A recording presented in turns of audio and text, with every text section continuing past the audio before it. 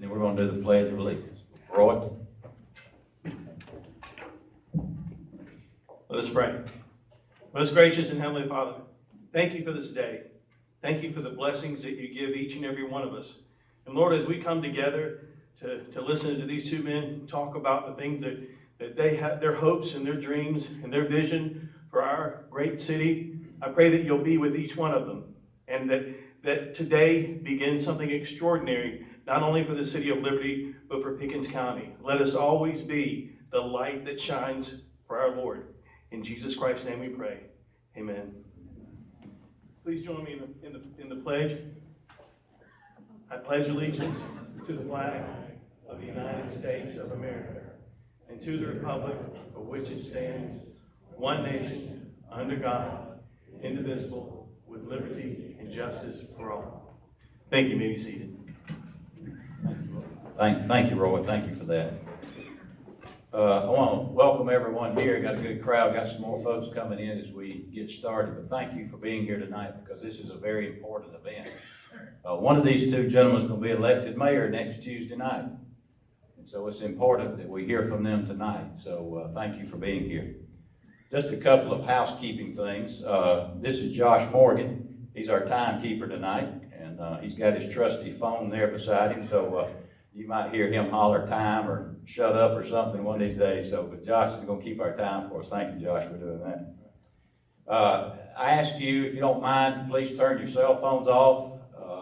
We don't want that to be a distraction to these two gentlemen who are up here tonight trying to share their views with us. If you would, just turn your cell phones to vibrate or mute or off, whatever you need to do. And I don't think I need to remind you of this, but please be respectful of these two gentlemen tonight. Don't cheer and jeer and holler and carry on if you approve of something one of them says, or you don't approve of what one of them says. Just catch them after it's over and talk to them. Don't cheer or holler or boo them or whatever, but just be respectful of them, and I know you will. But I simply want to thank Brian and Dan tonight for offering your services to the city of Liberty. It's an important position. Like I said earlier, one of you is going to be elected mayor next Tuesday. Whichever one it is, we congratulate you in advance. And I would hope that whichever one's not successful will reach out to the other one, congratulate them, and work with them. And I know both of you gentlemen will. And so thank you for offering yourselves for public service. I want to thank Pickens County, Jay Pitts. He's around here somewhere. Thank him for allowing us to use this great facility tonight. What a truly blessing this is for Pickens County to be able to have this building right here in downtown Liberty. And so thank you to Pickens County. Let me quickly go over the rules. And Josh, if I mess this up, you tell me, okay? What we're going to do, we're going to have an opening statement, and up to 4 minutes. They don't have to use the entire 4 minutes, but they can go up to 4 minutes. And Brian will lead off with the opening statement. And then we will ask, they have been given a list of 10 questions, of which I will ask 5 of those questions off this list. Each one of them will have 2 minutes to respond, and then the other one will respond with their 2 minutes. Now, after we ask those 5 questions, that's where you become involved. You get a chance to ask up to 5 questions from the audience. Okay? But then I go back and remind you, be respectful. If you have a question, you need to ask. When we get to that point, I will ask you to come down to the table to where the microphone is. And you can ask a question, or you can tell me and I'll ask a question, however you want to do that. But be thinking about the question if you have one. If they don't answer it, in the 5 that I ask them, you be prepared to ask yours. So we're going to go up to 5 questions from the audience. So it'll give you a chance to participate. After that, we will have the closing statements. They'll have up to 3 minutes on closing statements. And Dan will go first on the closing statements, and then Brian will finish us up. So having said all that, if there's nothing else from you two, we will, yes, sir. One comment, Mr. Hyatt, I think the 3 minutes and the 4 minutes are reversed. 3 minutes on the front, 4 at the tail end. Thank you very much. Josh will correct me when I mess up, and thank you for doing that. Thank you. Having said that, good luck. Thank you again. And so, Mr. Petersen, you're up first with your opening statement. First, I'd timekeeper let me know when we're ready. Ladies and gentlemen, I would just like to say to you tonight that it's my distinct honor and pleasure to be with you tonight, and to be willing and interested in serving is from my heart. But I would also like to thank my opponent, Mr. Parsons, for being here tonight, and his interest in doing the same for you. I would like to thank our host tonight, Pickens County, Mr. Jay Pitts, and our county council and our county chair, Mr. Roy Costner. I would also like to thank Mr. Davey Hyatt, our House of Representatives for our region and district, as well as our timekeeper, Mr. Josh Morgan. But most important, I would like to thank you for being here and the interest for having a vocal and a decisive action of being here instead of just going by what you might hear from someone else, that you're here to get the information that you might want to obtain specifically from each one of us. But you might say, well, why would I like to be mayor? Well, the reality is this.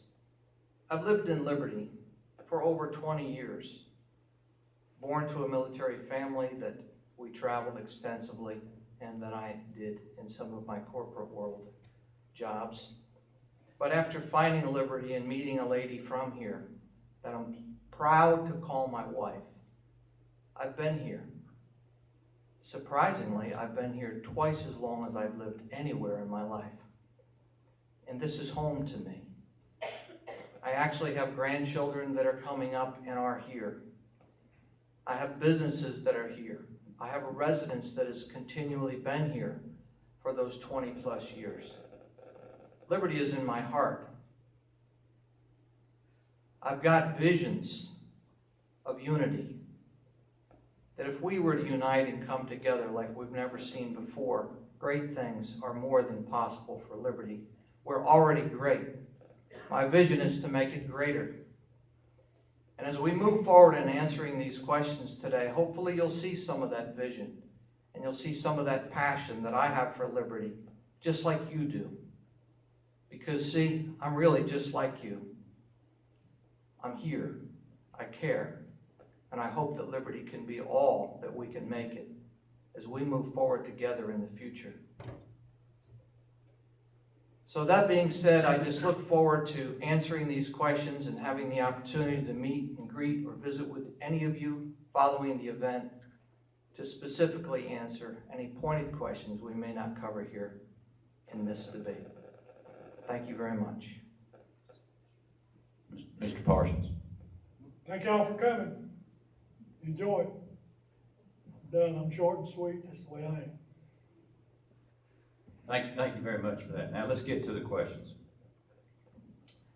And I think Mr. Parsons will receive the first question since you started off on that. Mr. Parsons, this is directed at you, and then Mr. Petersen will have a chance to answer as well. Both of you are longtime businessmen here. What is it about Liberty that makes this a place you chose to live and to do business? Well, a couple of years back, I had to close the store, Mason Juice Furniture, when they were working on the streets. And I retired. And I got tired of watching grass grow. So I decided to come back and open the store again. And I got to thinking, well, what can I do to help Liberty advance? I've watched Liberty for many, many years, been to most all the council meetings. Sometimes I was the only one there. But watched it as a can gets kicked down the road. And I'm tired of watching that can roll down the road. It's time that we stop it and fix some of the problems with Liberty. That's my answer. Mr. Petersen, you need me to repeat the question? Please, sir. Both of you are longtime businessmen here. What is it about Liberty that makes this the place you chose to live and to do business? I'm in Liberty because of each one of you. Because it's the embodiment and the togetherness and the unity that I have already seen is what excites me about being here. And that's why I've, instead of taking them elsewhere, placed and positioned my businesses to be here. Because it excites me every day when I can walk down the street, and if I don't know your name, the likelihood is that I know your face as being a familiar one is quite high. There aren't many places left in this world where we can go and do that. And I'm excited about that opportunity. You know, as a matter of fact, one of the other great reasons is we have a great, safe community. It's a good place. Because of that, we actually, in the businesses we've brought here and maintain here continually, we employ, depending on the flow of work and such, 20 to 25 people right here in Liberty. And I'm interested in what we can offer others that are coming here, because I'm here for the same reason you are. That neighborly feel that we care, because we often are willing to share, that you can't get if you go somewhere else, most likely. That's the reason I'm here, and that's the reason I'm going to be here tomorrow, and the year after, and the year after that. Because, as I mentioned earlier, I've lived here twice as long as I've lived anywhere in my life, and that decision is made intentionally.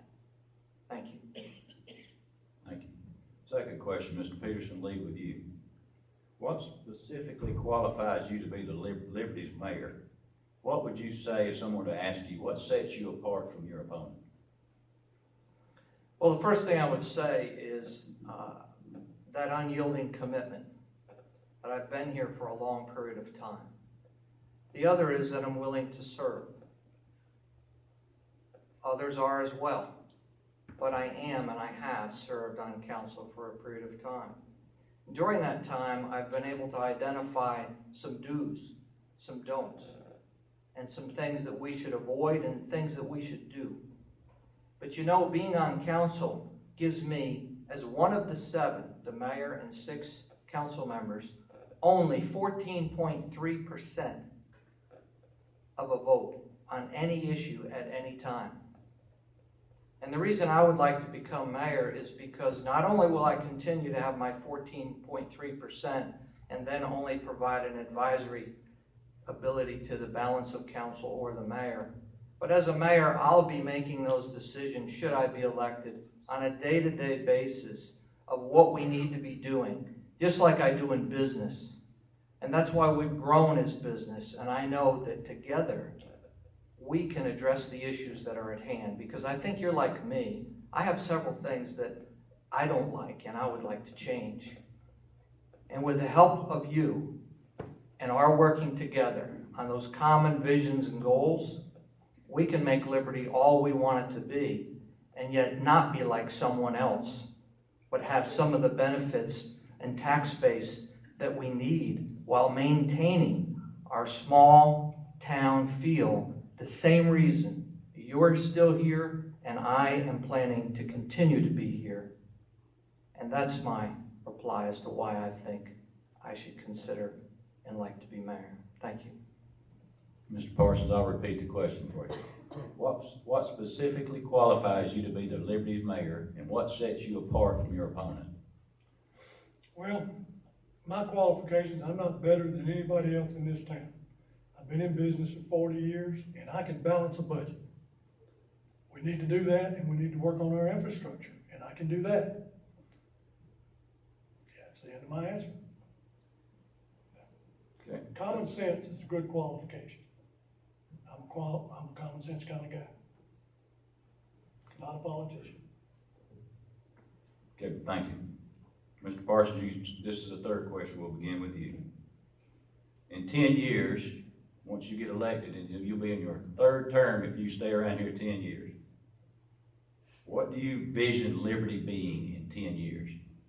Sewer working properly, water working properly, try to get the infrastructure to where more businesses can come to town.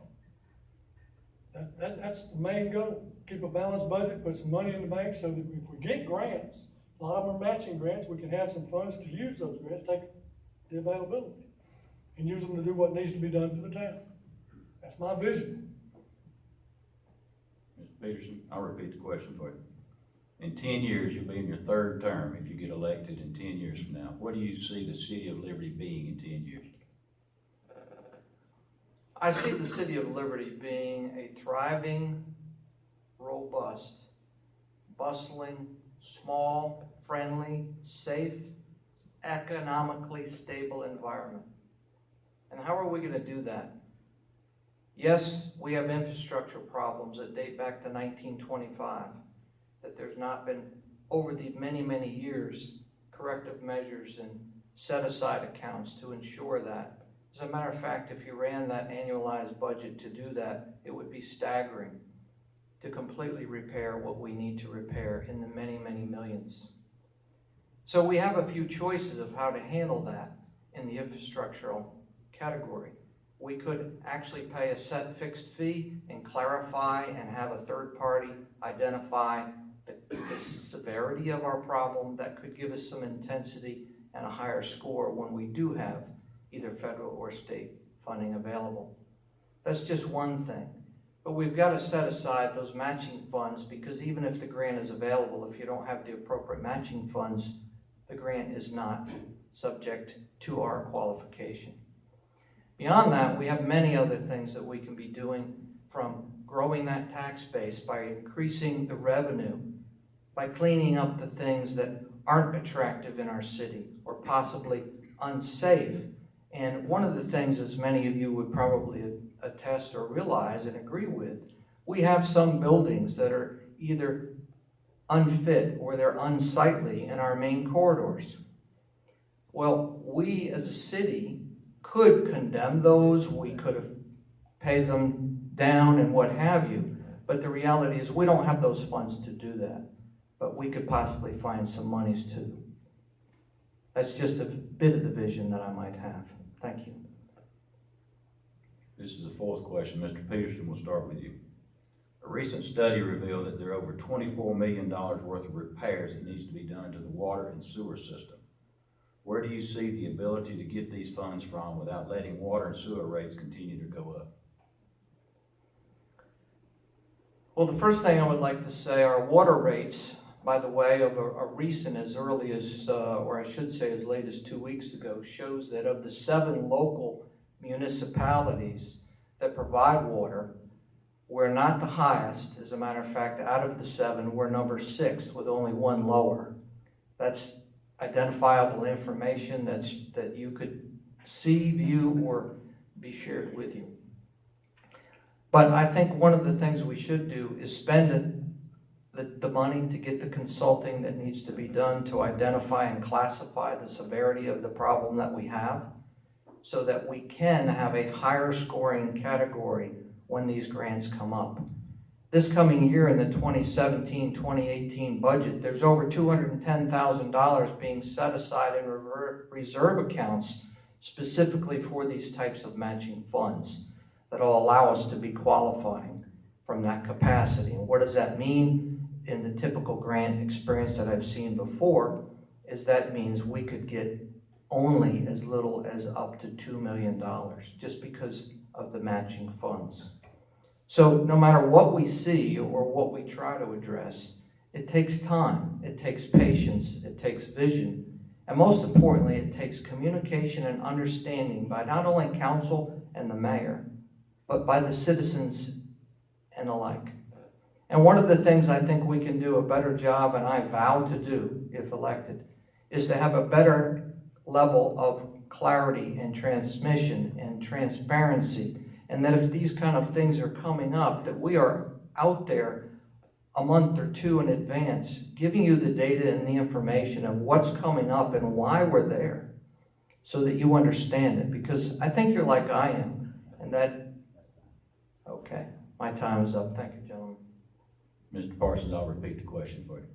A recent study revealed that there are over $24 million worth of repair that needs to be done to the water and sewer system. Where do you see the ability to get these funds from without letting water and sewer rates continue to go up? In order to control our sewer and water, we buy our water from Pickens County, who gets it from Greenville County. We know how much water we use by what runs through the meters. Over 35% of our water is unaccounted for. That's water that the city buys that we don't get any revenue back from. If we can fix some leaky pipes, faulty meters, theft, wherever that water is going, that's 35%, and we can either control the cost of the water or help with the infrastructure to rebuild it. I would start there.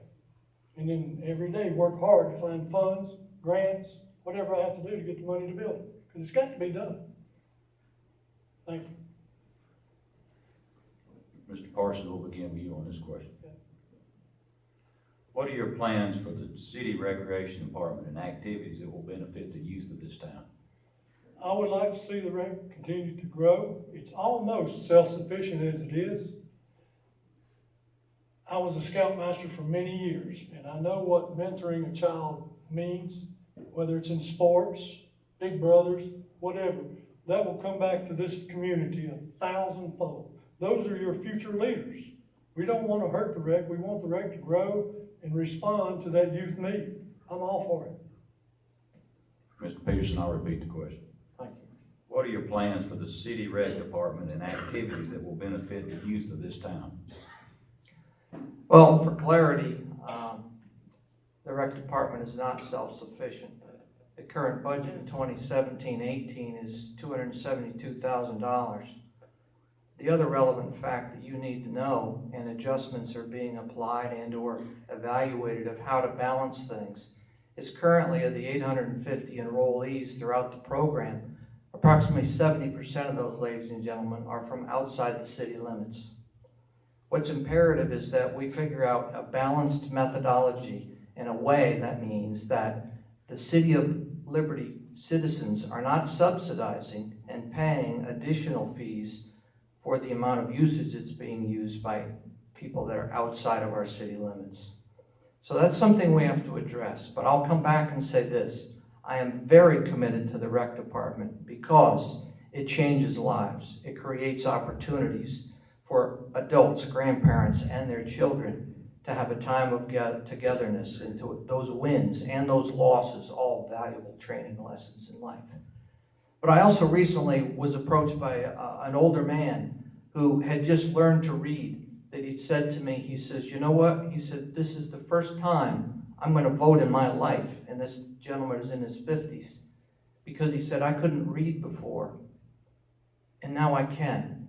And now I feel like my vote and my voice actually matters. Well, guess what? In my opinion, and I hope yours too, every single person's vote matters and their voice. And I expect that my intent is to try to find programs that we can partner with the Literacy Association and other things that relate to the rec department as it grows, but also to provide those types of programs right here in our community. And that's what's from my heart, because we can make a difference. Do I get 30 seconds? You can take it out of your next question if That's you choose. fine. Okay, That's you got 30 seconds. All right. The city residents pay $60 for a child to enroll. The county, if you're outside the city, pays $85. So we're already paying an increase in that. If we increase it much more than that, kids aren't going to be able to play. That's all.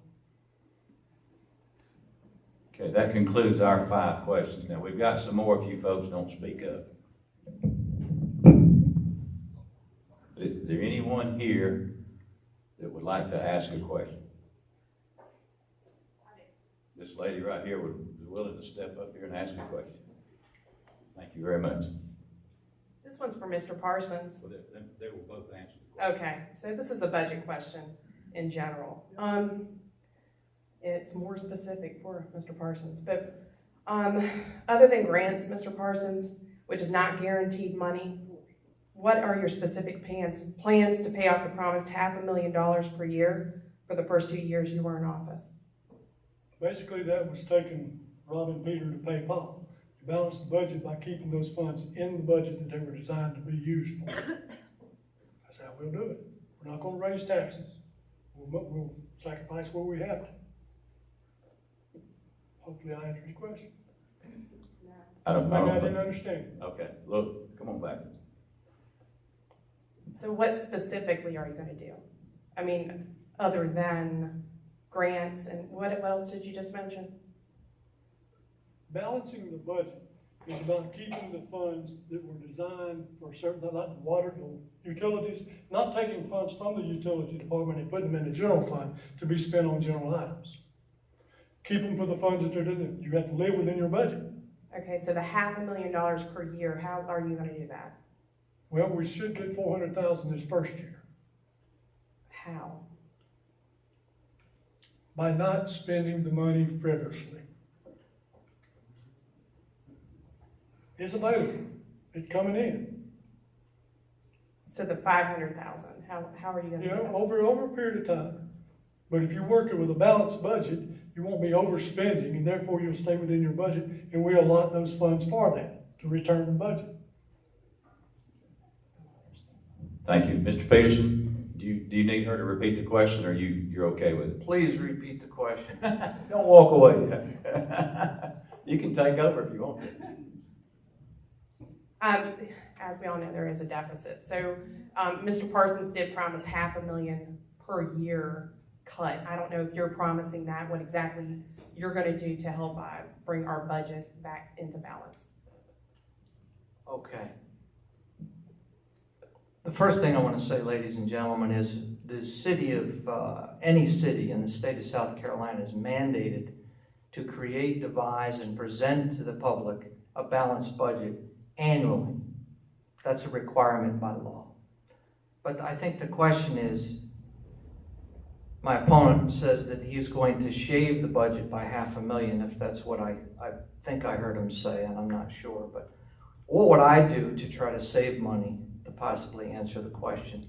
First thing I believe in and have been a proponent with is creating a zero-based budgeting. And that means instead of taking the budget where it was last year and then starting from there and how do we add to that, that you start at ground zero and you justify every expense into why it's added to each and every item on each and every budget within the overall budget. Which, by the way, the 2017-2018 budget this coming year and the year that we're in is $3,586,000 and some change. And approximately $2 million and change of that is in the general fund, while $1.5 million and a few more dollars are in the water and sewer area. So that's what I would do, is go to the zero-based budgeting so that we could qualify each and every expense. If we find areas that there's a need that we could cut, we would do so. And that would be my solution. Thank you. Okay. Who else has a question? Don't be shy. This lady right here has one. Thank you. I've lived here in Liberty since 2008, and I would like to know how you plan to be more transparent and communicate your intentions to the community. Out of the blue, we get a city administrator. Out of the blue, we find out we're this badly in debt. And I want to know how you're going to communicate these issues to us and get feedback. Besides, Liberty City Council, are you going to use Facebook, or how are you going to communicate with us? Mr. Peterson, we'll start with you on this one. Okay. I think the first thing that we're going to do, and many of you may or may not be aware, but the city has already started the process of completely revamping its website with a company that specializes in governmental websites. The intent of doing that is to completely avoid the issues and the distaste of the current website, which I fully agree with. It's, in my opinion, not good, it doesn't function, and it doesn't give you or me what I think we should have. And that's the reason that it's now changing. And by the way, that should be done, we're hoping, somewhere around January. But the idea there is to have everything you would need or want to know clearly visible and transparent right to you, from meetings to minutes to everything that you or anybody wanting to move to Liberty should be able to learn. The other thing, that using that platform, there's all types of releases that can be done about upcoming issues and the plans of council and how we might do things. So I can pledge and vow to you that should I become mayor, I am going to have that first thing on the priority. As a matter of fact, from transparency, one of the things I'm going to do is make sure that we have audio and visual cameras, audio and video cameras available at every location in City Hall, very inexpensively, less than $1,000, that would record and video each and every conversation between the public, that's you or me, and any city employee in the City Hall, and avoid any he said, she said forever again. Thank you. Mr. Parsons. I'd be more concerned about having those video and audio cameras in those executive sessions that we've been having for the last 14 years. The main reason, as far as communication goes, is I will be a full-time mayor. Any one of the Liberty citizens will be able to come and contact me at any time. I'll be available. We're going to do the Facebook thing. On a daily basis, we'll have someone operating, we'll have a webmaster operating it so that we can contact people that can't get out and come see me. That's it. We're going to be very transparent. No more hidden innuendos. Next question. That was 2. We got 3 more. We got one back there in the back.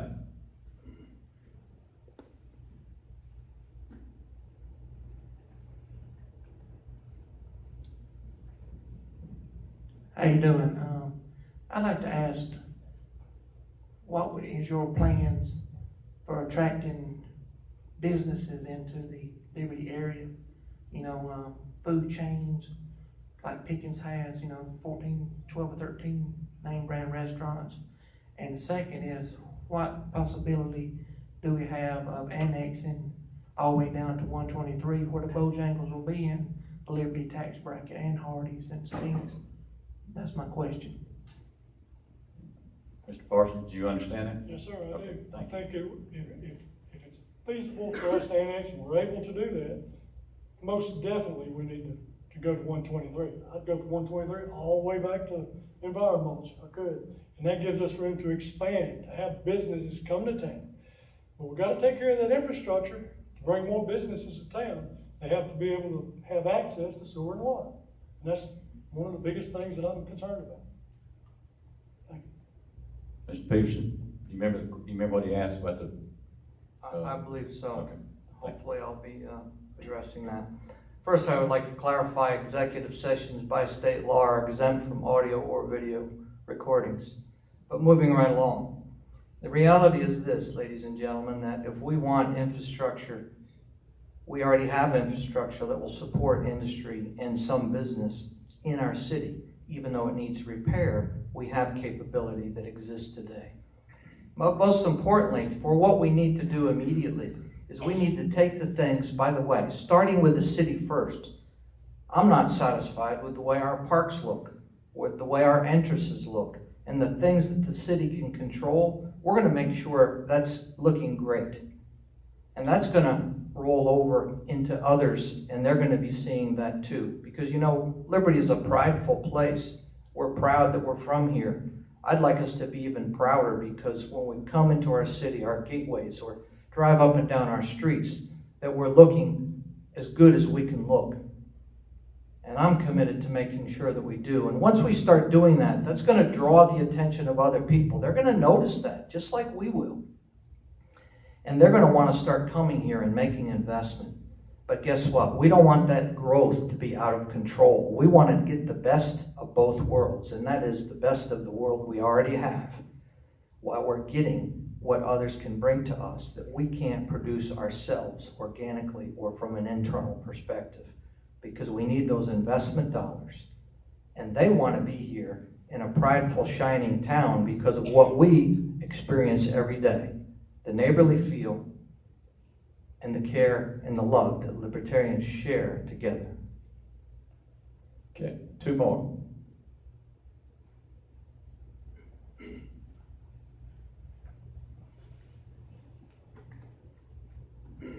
What are your plans for the Liberty Police Department?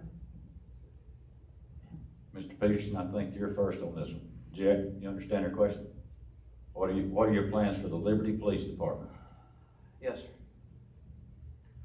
Well, first I'd like to say to you that whether you realize this or not, even though the police department is a fair share of the Liberty budget, are you aware that the Niche report, that's N-I-C-H-E, you can look it up online, has rated in the 2017 report that Liberty, South Carolina is the 15th safest city in the whole state of South Carolina.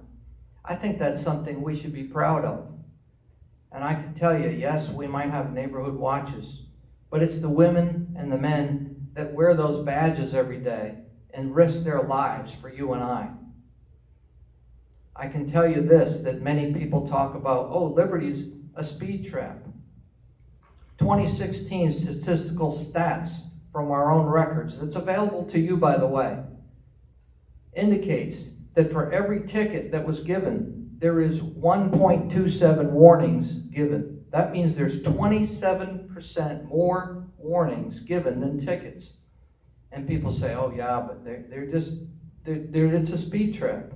The reality is that same report indicates that the average speeding ticket that was written is 17 miles per hour over the posted speed limit. But because of the complexity and the nicety of our department, they often reduce those so that the individual or the driver can have less points and or fines applied towards their, while it's a lesson that they've realized, I shouldn't do that again. We could go on with other things.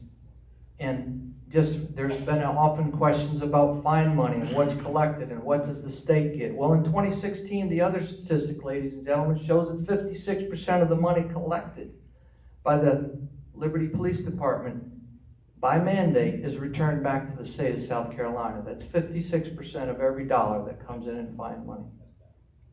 Thank you. Mr. Parsons, do you need her to repeat the question, or do you? What am I going to do with the police department? What's your plans for the Liberty Police Department? Courtesy, professionalism, and dependability. There's your answer.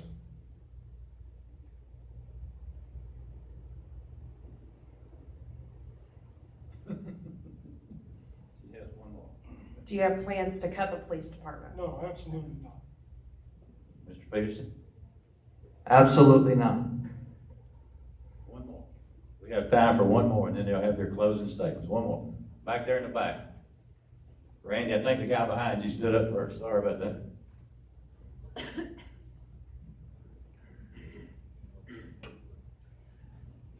I think Mr. Parsons starts with this one, right?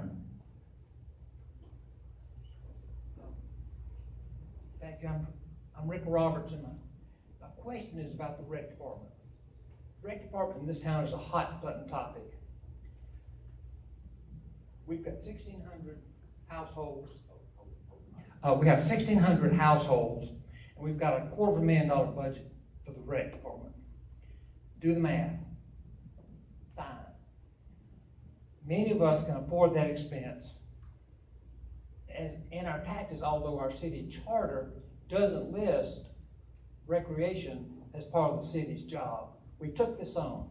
I tracked the rec costs back 10 years, it explodes. Year by year, it explodes.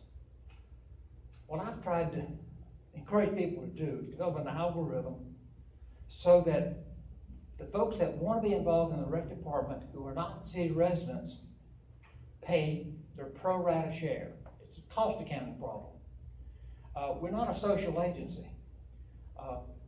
There's no reason why long-time citizens of this town should pay any portion of expense for outliers who aren't in city limits.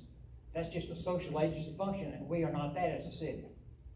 I'd like to have somebody's response to the idea of developing a ratio without saying, well, you can't raise it because that's too much. You don't know how much too much is. There's some elderly people in this town who are making decisions about drugs and warmth and their safe being. You're making them pay for the rec department, but the folks outside the city limits, I'm sorry, I know a lot of those folks, I don't like them. If the situation were reversed, I've always taken the position that if I'm negotiating, I'll walk to either side of the table and defend it. If I'm in their position, I'll pay. If it's 25, 35, 45, or 55. If it's important to me, and I'm short on cash, pick up a second job. I've always paid my share. And I don't fault that idea, but I appreciate answers. Mr. Parsons, I think his question is about the rec department and the overall perception of the The reason rec I department. mentioned the funds while ago is because we're at the top. Can you use your microphone? I think some of them in the back are having a Based on the fees that we charge, we're in line with what the other cities are doing. Pickens has 80% of their people outside the city. That $25 offsets most of the cost. I understand where you're coming from with your taxes, but the $60, like I said, the rec, I firmly believe the rec can be self-sufficient without using those taxes. Mr. Peterson, you understand the question about the overall perception of the rec department? I think I do, sir. Thank you. Well, first I'd like to say, I'd like to see us be balanced with what we currently have. I don't think it's possible without adjustment. All right, so one of the things that I've considered and looked at is how we could work with our local surrounding communities that have less than ideal facilities. Because for our size, ladies and gentlemen, compared to those around the state and others similarly positioned in population or in tax-based communities, we have an excessive amount of recreational facilities and capability, which is an outstanding benefit to have. However, that comes with a cost for our comparative size to others in the state of a similar size. So there are several of these other communities surrounding us that actually don't have the facilities and they're maxed out. So I'm proposing a potentially collaborative arrangement where we can actually, through fees, they could be using some of our facilities right alongside and with us without impeding our own programs and process and helping to reduce that cost for our citizens while we maintain the quality of the program that we already are doing in the rec department. We already identified the importance of what it does for our community. So I vow to find a way to get it done and not tax our people as heavily as they're currently being taxed inside the city. I think Mr. Parsons wants to use a little bit of his time to rebuttal. There's a lot of ways that the rec can change their venues to create more funds. We've got empty buildings. We utilize sometimes when we have overload games here, we'll go down to the other auditorium down there. Start an adult league. I talked to Tony about that today. He seems to be for it. That brings more revenue in for the rec, utilizing those facilities so that we don't end up selling them off, lowering the tax base. All kind of ways of doing things. You just have to have the initiative and want to do it. Thank you. Randy, I'm gonna let you ask your question. We got about 2 minutes. You come on and ask your question. You're the last contestant for tonight. Come on down. My name is Randy Carty. I've been at Liberty all my life. And it seems like we got a lot of stuff going on right now at City Hall. A lot of people are confused about what's going on. And my question is, we have through this last committee, you guys got us an administrator. And that administrator apparently had some questionable assets according to some newspapers and stuff. And I know that's hearsay, but it's still there. But Minnesota has come in and cut one of our major departments, which her job, she told me, was to get this thing in level and take care of the budget and all that stuff. Well, she's done that. She has erased one of our departments. And my question is, since we are strong mayor, weak council type of government, why do we need an administrator? And since she has already come in and cut the budget, and you guys who are serving on the council now have figured out, hey, we need to go to school, we need to do this. What are your plans on keeping the lady that's now the administrator? Would it not be feasible, would it not be smart to go ahead and terminate that salary that we're having to pay her and save some money since we're in such a bind with our financial problems at the point? Thank you, Randy. I think Mr. Petersen starts this. You familiar with his question about the city administrator? I believe so. Yes, sir. Well, first I would like to say this, is that 2 positions were combined to make one that Ms. Hughes is filling. And that's the city administrator, for those of you who don't know her by name. And she's doing that as the administrator and also as the clerk. And those both have variable roles, but they are intermingled now so that we could save money. All right, because formerly those 2 positions separated would have not been as inexpensive as they are today.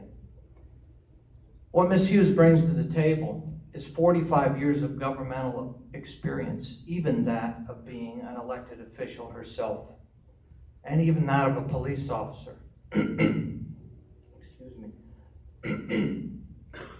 And Ms. Hughes has brought that, and I can assure you that I know it's been a painful process for everyone involved, including us, those that are on council currently. But I can tell you this, she may be costing us a reasonable sum, actually very reasonable for the job that she brings with her level of experience.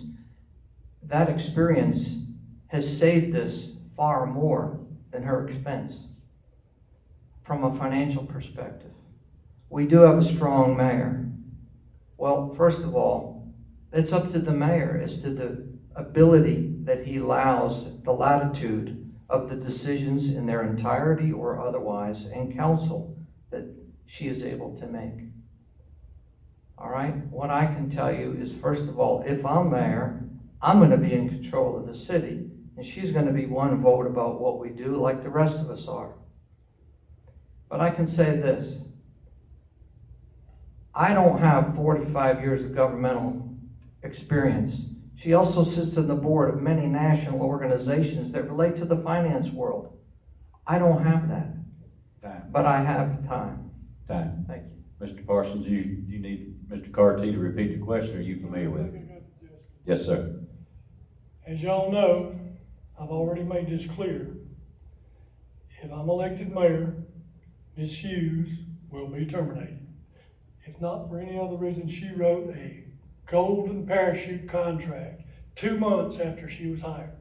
We will have to pay her a significant amount of money in order to terminate her. But that's better than paying her $120,000 to systematically dismantle this town. Thank you. Thank you very much. Thank y'all for your participation. Now we will go to the closing statements. Mr. Parsons, you will go first on the closing statement. Thank y'all for coming. Hope I didn't make anybody too mad. Mr. Petersen, you have 3 minutes. 4 minutes, I'm sorry. Josh straightened me out. 4 minutes. Thank you very much, Mr. Hyatt.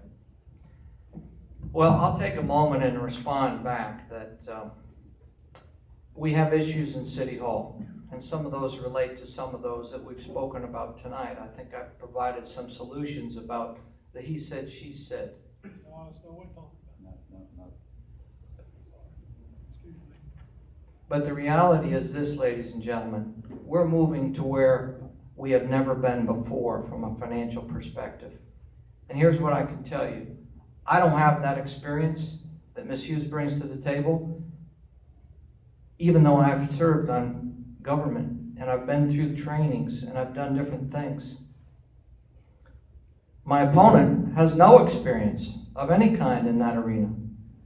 And that's why we need to have a balanced program of that experience along with the leadership and guidance that the mayor would bring to the table along with the body of council, the people that you elect to put in place. Again, of those 7 people, they each have, when voting comes, 14.3% of the input.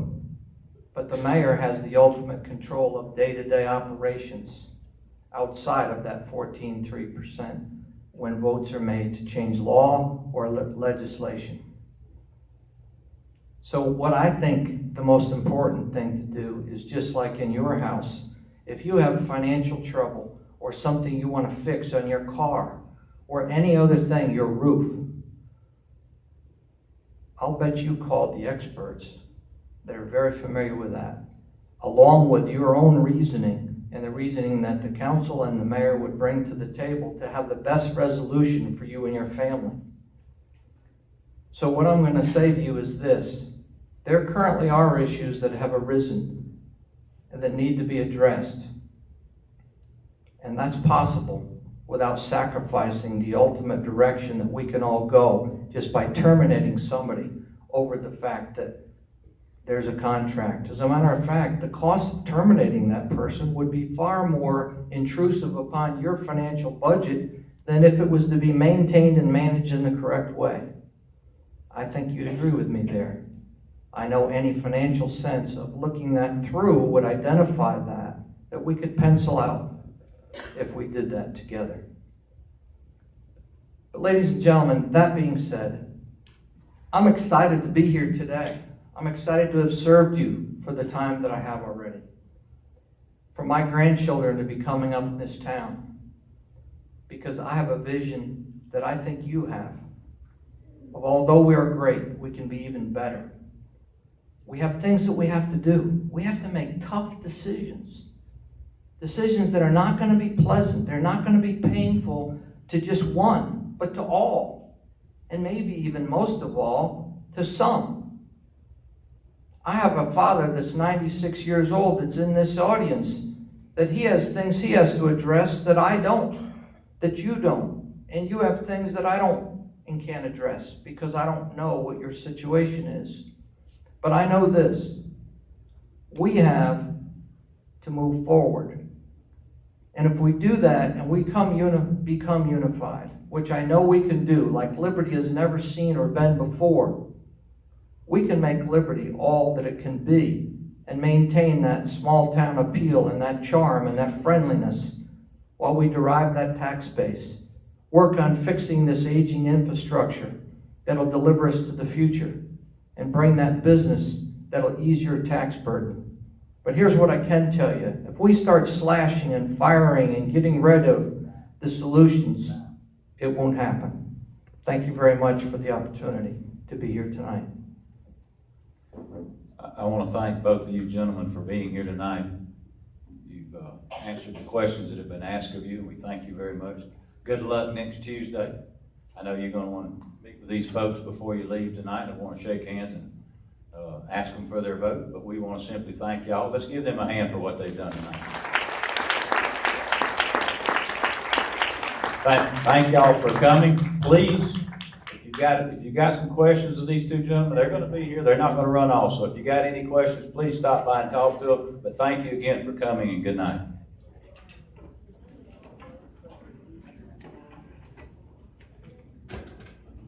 And I can't sweep you off of my feet.